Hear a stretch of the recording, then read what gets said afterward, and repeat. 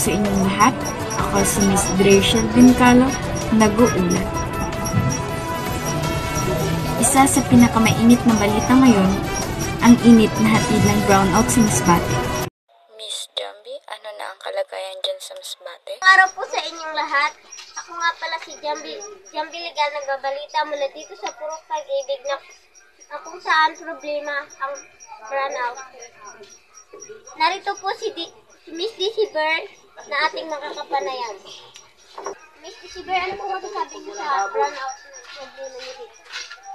Ito po sa aming barangay ngayon ay napakainit at ang kawalan ng kuryente ay napakalubhang problema dito sapagkat kami ay hindi nabibigyan ng elektrisidad upang makapag-charge at makapaggamit ng mga kagamitang pang-teknolohiya. Kagaya ng electric fan, ngayon ay hindi kami nakakatulog sapagkat mainit. Halos lahat ng residente ay nagrereklamo sa perwisyong dulot ng kawalan ng kuryente.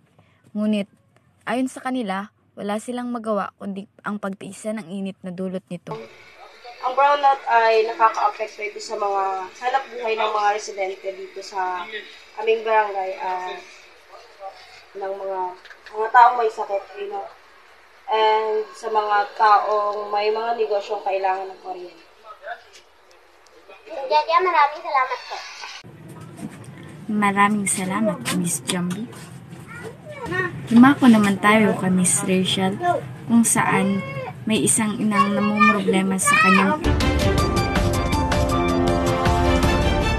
Rachel Belara, nandito po tayo sa isang bahay na may isang nanay na namumroblema sa kanyang isang anak na mahilig mag-cellphone.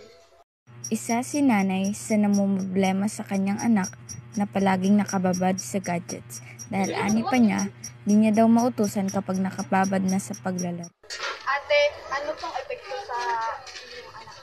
Ang epekto po sa pagiging cellphone ng aking anak ay hindi ko na po siya mauutusan at palagi po siya nakababad sa cellphone. Yun lang po.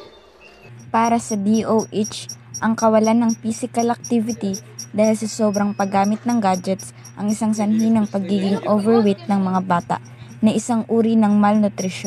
Sa datos ng DOST Food and Nutrition Research Institute noong 2022, nakitang overweight at obese ang 16.1% ng mga batang edad 6 to 12 years old, 11.7% ng mga 13 to 19 years old, at 44.4% ng mga 20 to 59 years old.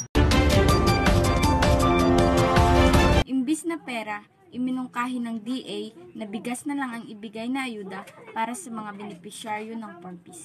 Nakatutok kay Adrian Miralles. Ang araw, ako si Adrian Miralles, nag-uulat ng balita. Ayon sa DA, sa halip na pera na iminungkahi nila na bigas na lang ang ibibigay na ayuda para sa benepisyaryo ng Porpis. Patuloy pa rin si nanay sa paghahanap buhay kahit isa siya sa mga kabilang sa mga benepisyaryo ng Porpis. Ayon sa kanya, hindi sapat ang nabibigay na pera. Paano kung palitan ng bigas kaya ng iminungkahi sa pulong para maibsan daw ang inflation sa bigas? Ayon sa Department of Agriculture, sinabi ng Pangulo na pag-aaralan pa ito. They're going to buy rice in the market price, and that put pressure and inflationary in the market. Siyempre, ang gusto ko kwarta. Ay, ang kwarta daw kung saan mabakal, mabagatas, repair, mga vitamins. Ang bukas man, katag sa imo, EGA, kaya bawal mo sa amon mo EGA. EGA lang sa nanihatag.